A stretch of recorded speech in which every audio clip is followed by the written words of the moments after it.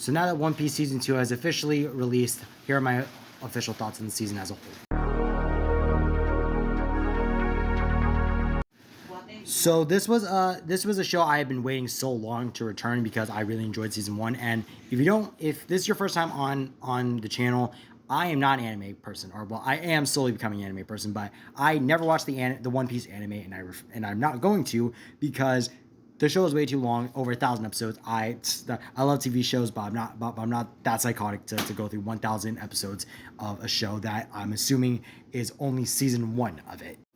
But onto the season itself, this season just feels so different, but so familiar to season 1, where obviously we had returning villains like Buggy and Alvida, some who have upgrades, let's just say, because Alvida now has slippery powers, which I don't know if we're ever going to see Buggy and Alvida again, because now the Straw Hats are officially out of the East Blue, but I wouldn't be shocked if we see them at some point later down the line.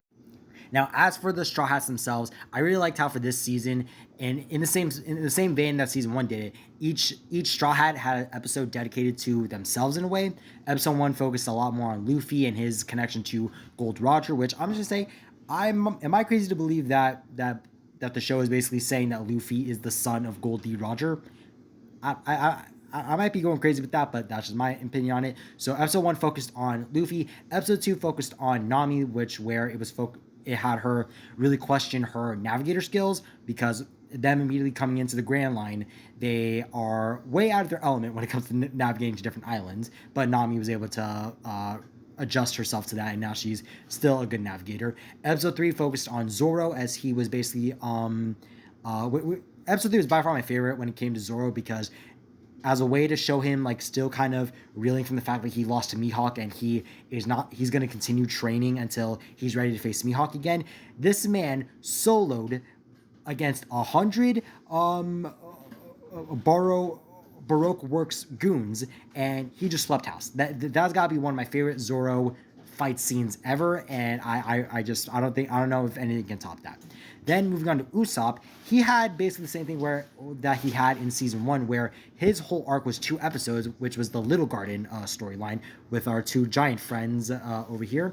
And I really did like it. I really liked how Usopp kind of grew as a character when it came to bravery, and learned that having fear, being afraid, is what makes a warrior true.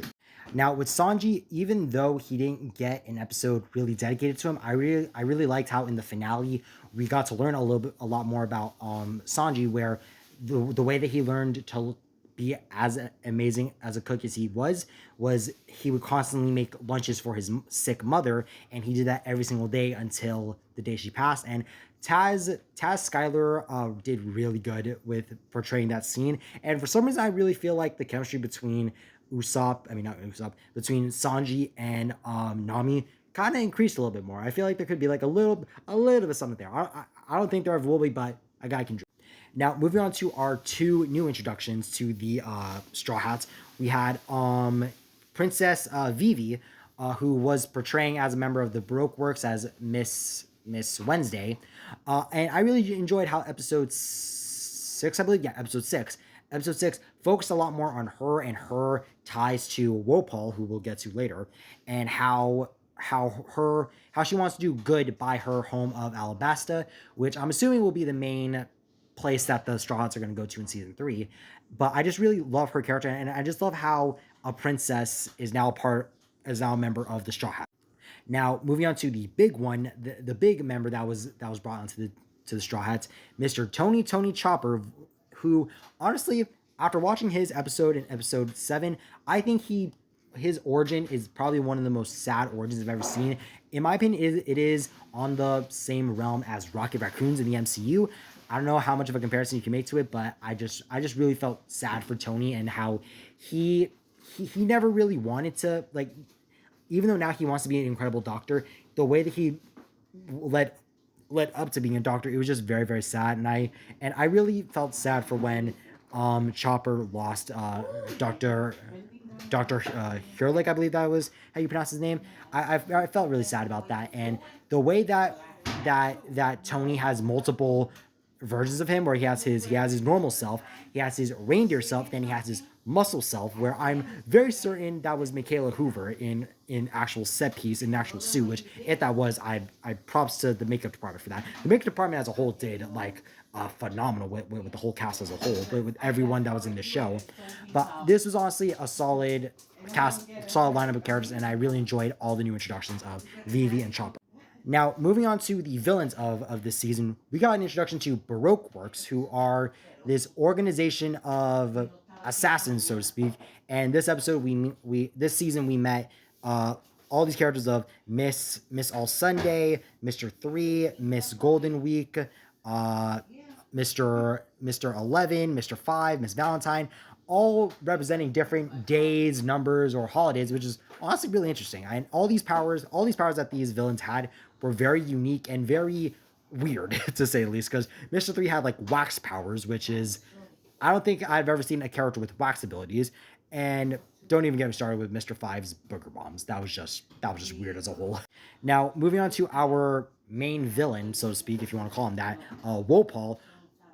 Wopal's design looks incredible. Like it just looks so weird, and I really did enjoy how Wopal is very greedy, and even though he tried to reclaim his home of Drum Kingdom, he was just an asshole. He was just a massive crybaby, in my opinion. And if you were to put in a battle, if you were to put Wopal and Arlong against each other, I feel like Arlong would whoop Wopal's ass.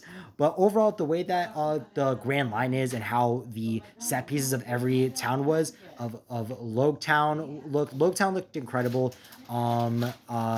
Cactus Island looked awesome. Little Garland was awesome, and then Drum Kingdom looked very interesting with the cold environment. This season as a whole just looked very good visually, and I'm just really excited to see what season 3 is going to be in store for us. Now, just moving on to like minor things I thought about. I was kind of expecting Smoker to be more of a villain, like to have more of a role in this season, because like when season 1 ended, it teases that Smoker was going to be a villain in this. Tashigi, I think she's an interesting character, but because we don't get too much screen time of her, I feel like for season 3 we're going to see more of her, and maybe she'll take up Miss Sunday's offer of being a part of Baroque Works. Maybe, I don't know, but I feel like they could have done more this season, and I'm assuming they're going to do a lot more in season 3, whatever that covers with Abelastra. I'm already forgetting the names of these places. Now, overall, my final thoughts on this season is, as you can see on the screen, my overall ranking of the season. I really love this season. I think this season 1 and season 2 are on par with each other. I don't know which season I like more, but I just really enjoyed this show, and I'm really excited to see whenever season 3 comes out. I'm assuming it'll come out like mid to late next year because they're already filming season 3 now. I'm just really excited to see these characters come back, because the dynamics between all the characters is just so interesting, and I'm just really excited to see where we'll see these characters, what adventures and what chaos they're going to get themselves into next time we see them. Anyway, so let me know down in the comments what you thought of One Piece Into the Grand Line, or One Piece Season 2. If you enjoyed it, make sure you check a like on this video, and if you are excited for Season 3, whenever that releases, hit subscribe so you will not miss my review for when Season 3 releases. Thank you guys so much for watching. I'm Josh from Rays Reviews, and I'll see you all next time. Bye-bye.